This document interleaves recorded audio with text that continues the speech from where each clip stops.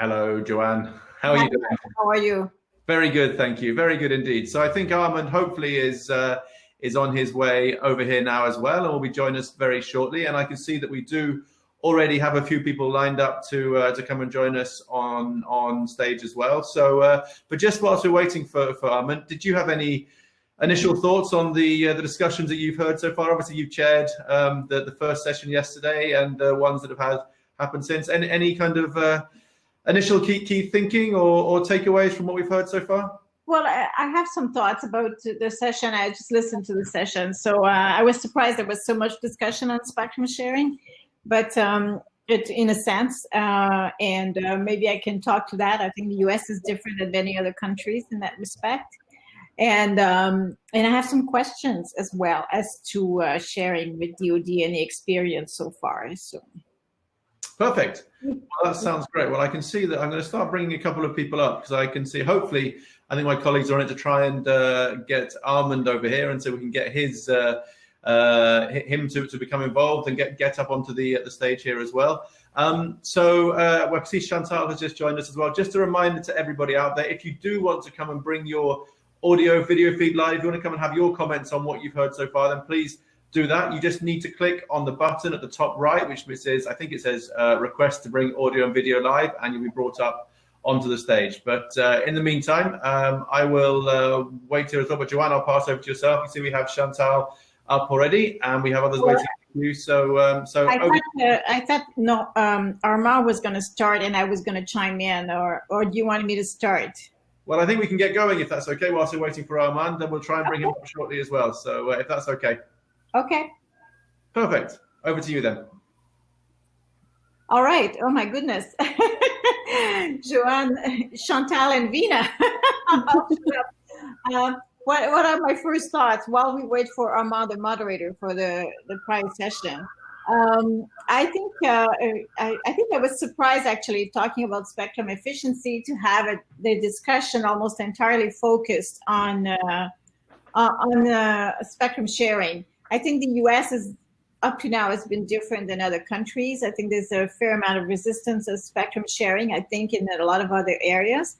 But you know, the US is really pushing for that with spectrum sharing in the CBRS, and then the 6 gigahertz and more coming, as we can see with going down below 3.45. So I don't know if we still have the panelists from the prior session, but I know at some point there was a mention that there's been up to now no interference for the incumbents in CBRS. So I think the incumbents are the Navy, and I was wondering if there were instances where the Navy has up to now produced interference for the CBRS users or WISPs and other providers. So I'm not sure if we have the panelists from the last panel that can answer that, or maybe anyone has some discussion on that. So, and I'm not so sure that all the other countries are so keen on spectrum sharing as the US is. So maybe we can get some feedback on that. Joanne, it's Jennifer. Maybe just an observation. The FCC just finished their CBRS auction. So on the license, we're not involved. It's just, I know what's going on, but in terms of the licensed spectrum hasn't been put to use yet. So the only spectrum that's available today is unlicensed. Yeah.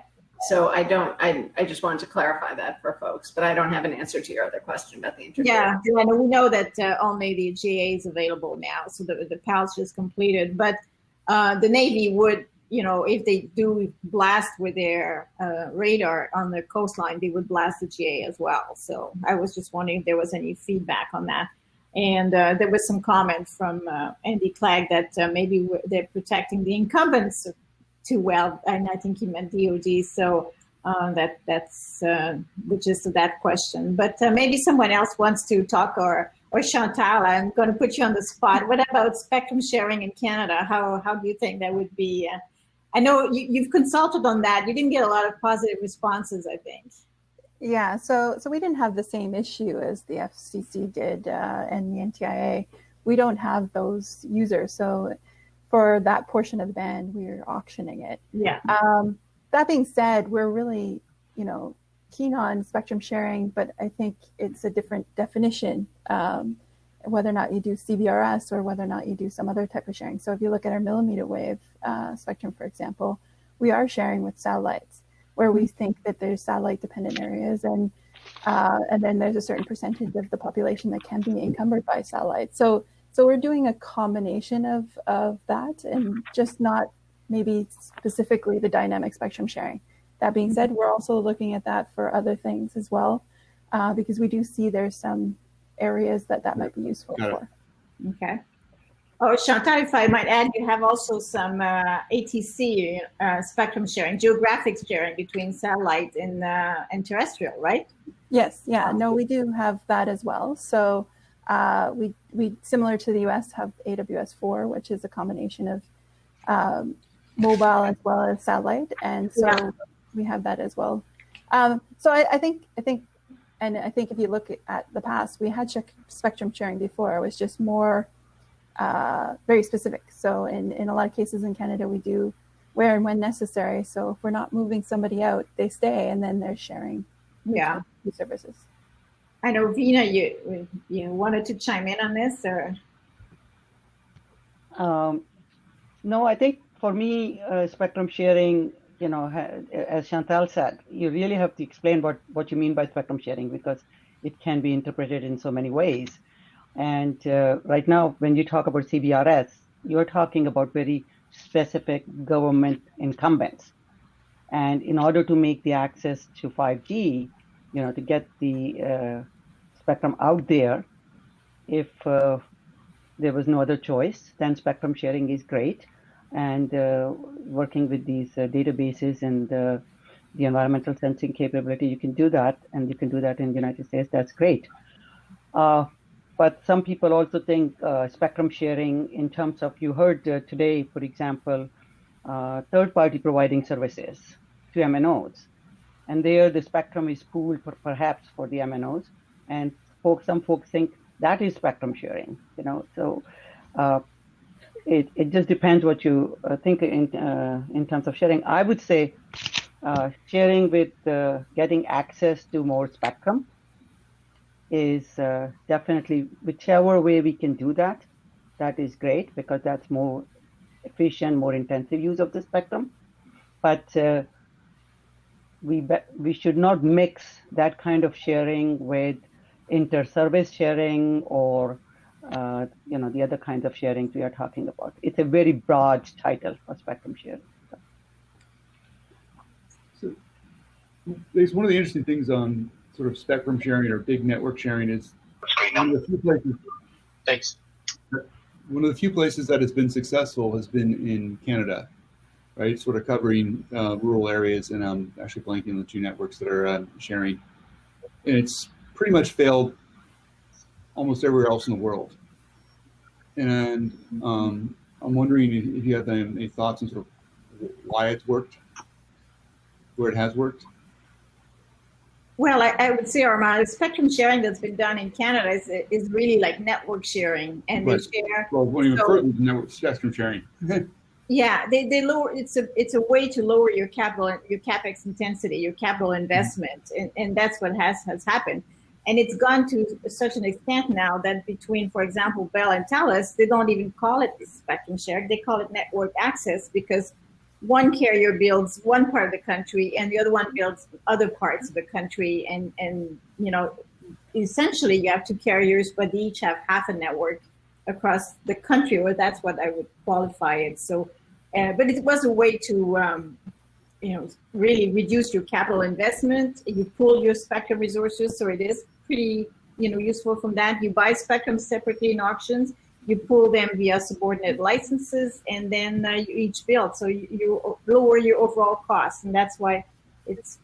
And there are two incumbents, so maybe they compete, but it's not necessarily applicable in all areas. Whenever you talk about that in the U.S., they say they're not interested, but up to now, anyway.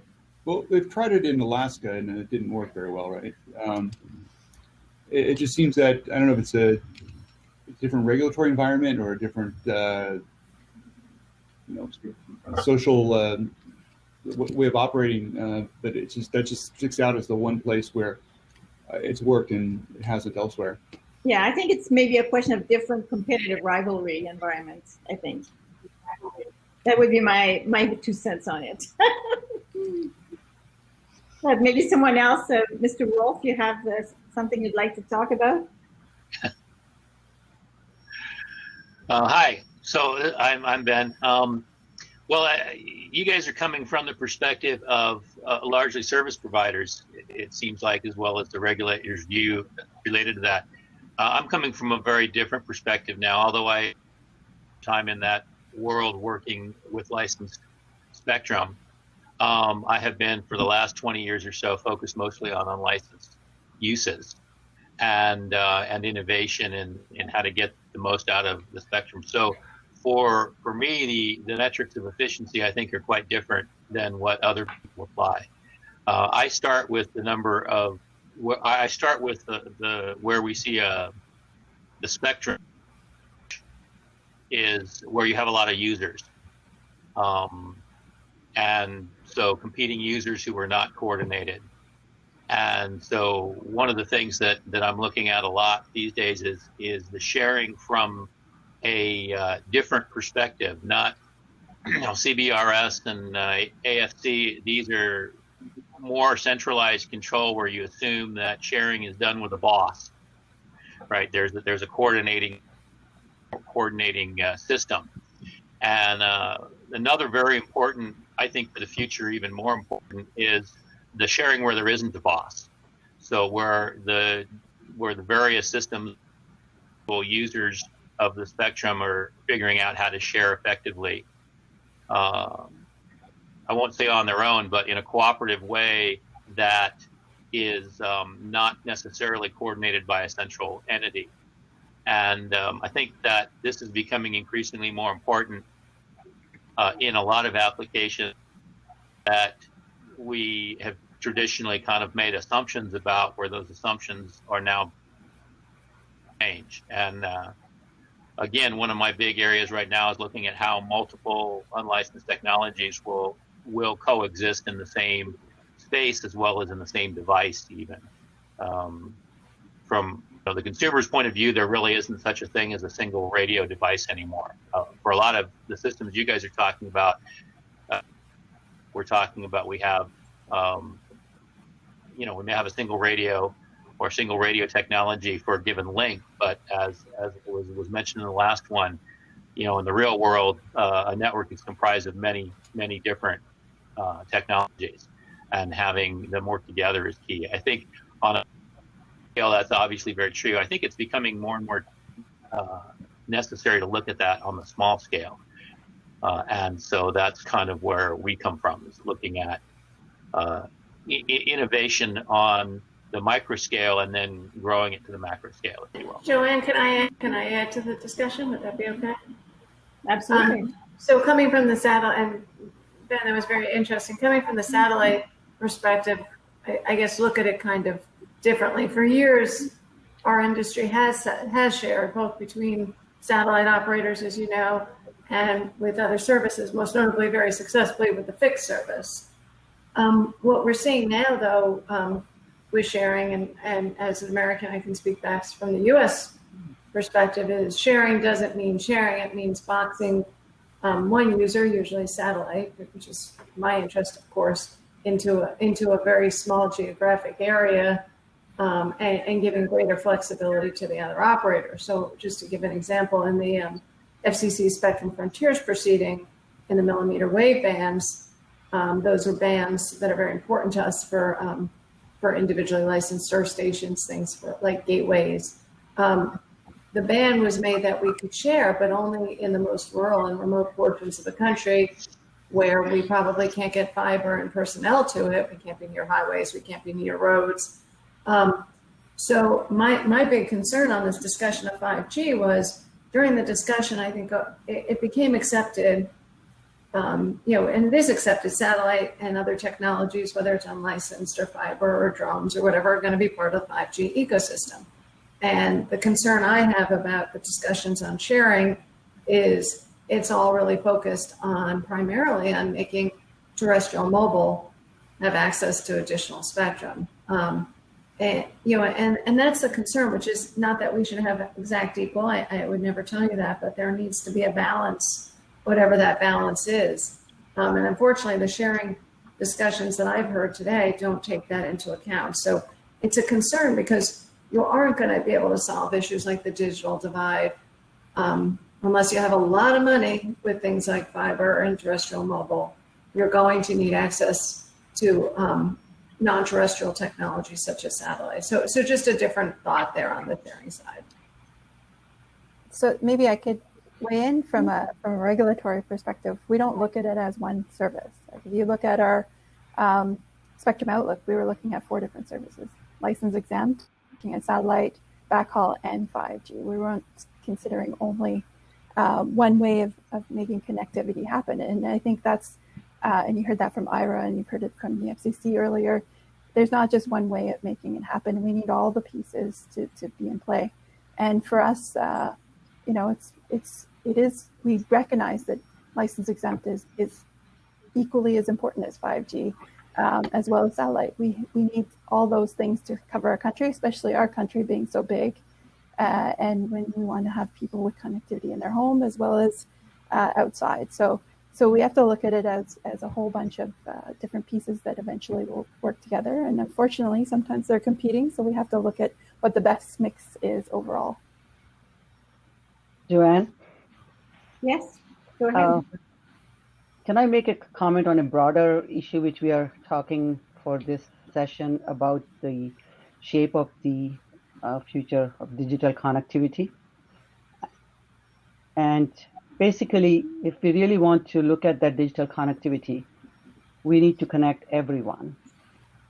Jennifer says we need to, have the satellites, and Chantal said yes, we will have, different technologies to serve the purpose, and I share that. But at the end of the day, it will come down to what can meet the requirements of a given community or area or geographic thing. So I have to say that, maybe let me backtrack. The sessions we had this morning were excellent. It was very, very good discussion, and I congratulate Forum Global for that. We heard a lot of things. We heard get the spectrum to the marketplace as early as possible. And one size doesn't fit all, different spectrums have different benefits, etc. Very, very good comments. 2 comments which I think, one, I did not hear was in the context of getting this digital connected society for everyone, was the importance of harmonization. And the second comment which I heard, and we have this, I have so many friends in the satellite industry, and Jennifer would agree with that, but she being one of them. So, but you hear the comment that 5G doesn't need any more spectrum. 5G has a lot of spectrum. I think that requires a lot of debate in terms of whether what satellite industry needs, what 5G needs, what unlicensed needs, and we need to look at that. But there is one thing clear, that to get the digitally connected society for all, 5G needs spectrum, which will provide the coverage and the capacity. So when we keep talking about 5G, looking for spectrum below 1 gig, below 6 gig, and millimeter waves, we need that spectrum below 1 gig for that coverage. We need that spectrum in the mid-band to provide coverage and capacity. And of course, we heard this quote-unquote 17 gigahertz, which came out of WRC 19, which everyone has done their sums. And yes, it is 17 gigahertz. But I think we need to then bring it from an international to the national level of that millimeter wave spectrum and see how much, Canada would be able to assign. US already only auctioned, for example, in the 40 gig. There is 6.5 gigs of spectrum. From an international perspective, US only auctioned 2.4, but 2.4 gig in 40 gig range. So coming back to my coverage and capacity issue, I just want to note, and the harmonization issue, that WRC 23 is going to provide an excellent opportunity to harmonize the band we need definitely for coverage, because the coverage at 3.5 gig is not the same as what we get at 700. And the WRC-23 will also provide an excellent opportunity to harmonize the bands for the 3.3 to 3.8 gig, referred to as C-band, and possibly have some more mid-band spectrum. The reason I say that is right now the coverage band is 700 meg. Yes, we can talk about refarming of the other bands. It's cost, timing, everything. So the new bands for 5G are only we have at this point in time. If you want to introduce services from a coverage perspective in the next couple of years, that's what you have, 700. What you have is parts of C-band for coverage and capacity. But to say that 5G will need more spectrum, my question would be, well, what happens when the 700 with limited spectrum in 700 is exhausted? Where do we go? And that's why WRC-23 would look at 600 meg, would look at harmonizing the C-band, and then adding possibly in the mid-band range the additional spectrum in 6 gig. And I think we should look at that harmonization opportunity. We should not miss it, because 600 meg has been on the agenda since WRC 2015. And I hate to say to my colleagues here that C-band, at least I have been following since 2007. The WRC 2007, we started the discussion on C-band. We're going to WRC 2023, and it's about time that we get the mid-band spectrum sorted out for 5G. 5G is here, it's going to happen, and let's make sure that we provide not only what is there now, but a good evolution of the spectrum. Thank you, Joanne. Thank you, Arman. Can I just push back slightly and maybe agree with Jennifer, which I don't always do, but it seems that these companies who go and spend millions of dollars lobbying the FCC or going to the ITU don't do that because of some idealistic idea that they want to close the digital divide. They do that because they want to make as much money as possible. And for a big incumbent, one of the ways to make as much money as possible is to have rules that squeeze out potential new entrants that can compete with them. And I think there's a concern that may be happening, that the industry may be trying to squeeze out new entrants such as satellite operators who are becoming increasingly competitive in other technologies that may make the industry such that they'll make less money, right? And that it's that being camouflaged as a need for more spectrum. I think that's what you're saying. Arman, I'm very sensitive to what you just said. Of course, I'm on a very personal level. I'm one of those people that's at the end of a DSL line in a rural area with zero options beyond what the 2.5 bits that can be provided that way. So the question that you just raised implicitly, which is how do you encourage investment in underserved markets when the reason that investment isn't happening already is because the markets are so small?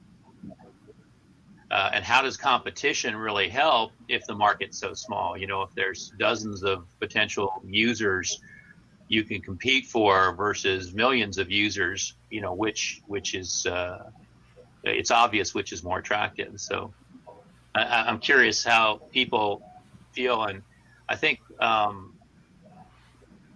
I also would ask people to start evaluating what are the assumptions that we've been operating under for all of these years. In my own experience, innovation often comes from challenging assumptions and recognizing where your assumptions are wrong. I can point at semiconductor technology. I can point at radio technology.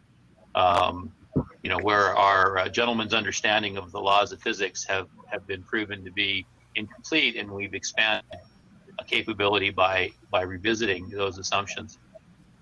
Are there market assumptions that are there non-technical assumptions that are limiting how we address these problems?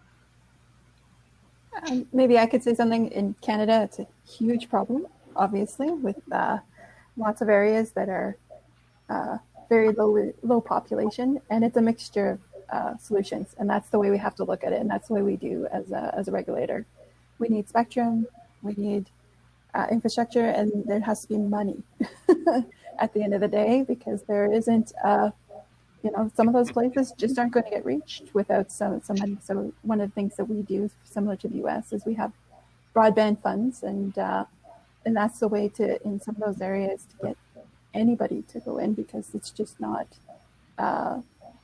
it's just not a big business case for anybody to serve, 100 people in an area that requires a lot of money with respect to satellite or fiber to get there, and that you can only get there part of the year. Right? So those are the things that we do, is to find that mixture. Guys, I'm sorry to have to jump in. We're coming to the end of the time, though. So, I mean, does anyone have any final comments or final thoughts they wanted to give before we wrap up? Can I make one comment? Sorry. Go for it, yeah. Yeah, I mean, Armand, yeah, you brought the cost into picture, and I should have brought the cost into picture too. And I would say, in order to provide the service, it's not just digital divide. You need to compare the cost, and you know very well, cost of a C-band base station and how many number of base stations we would need to cover the same area, versus whether a 28 gigahertz base station even could cover the same area because of the propagation considerations. So that's why I say that you need, bands like mid-band spectrum is extremely important, not just to deal with the digital divide, but make sure we have a cost-effective infrastructure also for the operators. Thank you. Thank you, Veena. Anybody else want any final remarks? Dan, I just can't resist, because I go back to my concern about adoption. And that is, and I understand what Ben says, our industry provides a lot of service in rural areas, but there's a lot of people who still aren't adopting. And I really do think it's important, and whether it's the regulator or ministries and companies need to really work together. I think the pandemic really, for the first time, brought a lot of people on board to the importance of access to broadband. And without the adoption, without users, you're never going to have the business case to bring service to everyone. So I know Spectrum is, I spend my life with Spectrum. It's a huge part, but I think adoption has to be part of that. And, as we talked about earlier, there are some places, some people who just don't want to adopt, and, that impacts what's possible. So just a thought on closing the digital divide, which I agree with Armand, it's economic, but I think it's also a focus. Companies do actually do things sometimes because there's actually a good coming out of it too. So sorry, Armand. Thank you, Jennifer. And well, good, look, guys, thank you all so much. You aren't necessarily this definitely is a discussion that we could continue for a lot longer, but I think we are out of time. One thing I just wanted to mention, well, first I wanted to thank you all for your involvement in this, and just wanted to mention how nice it is to have the women on the panel outnumbering the men. So it's something that we do try and put up with gender balance, but it's great for the women to be outnumbering the men on this. So thank you all so much for that. But Thanks, a great Dan. discussion there, and really enjoyed all of the discussions today. So I think we've had some fantastic panels and discussions throughout the day today. One of the key areas, obviously, that was brought up in quite a bit of detail there was the digital divide. And that brings us quite nicely onto some of the sessions for tomorrow. So tomorrow we start very slightly later than today. We start at 9:10, so 10 minutes later, and that's, of course, Washington, D.C. time. And the focus for tomorrow is on innovating to connect citizens and businesses everywhere. The first session we're going to have is going to be focusing specifically on rural connectivity. So I'm sure some of the issues that have been raised today will be continued in that session there. And then we're moving on to another session, which Jennifer, I'm sure you'll be very interested in, which is looking at innovation specifically in the satellite and aerospace sectors. So again, issues that have been raised throughout today, and it'll be a session which is focusing specifically on that side of things. We also have another round of showcases and another opportunity for you all to come live in the same way as you have done here in the Have Your Say session here. So We're doing a showcase showcase. Go on, Joanne. What's your showcase is? Go on. on CBRS and the value of a shared spectrum. So Perfect. There we are. Well, there's a reason to come back tomorrow for Joanne's showcase there. So fantastic.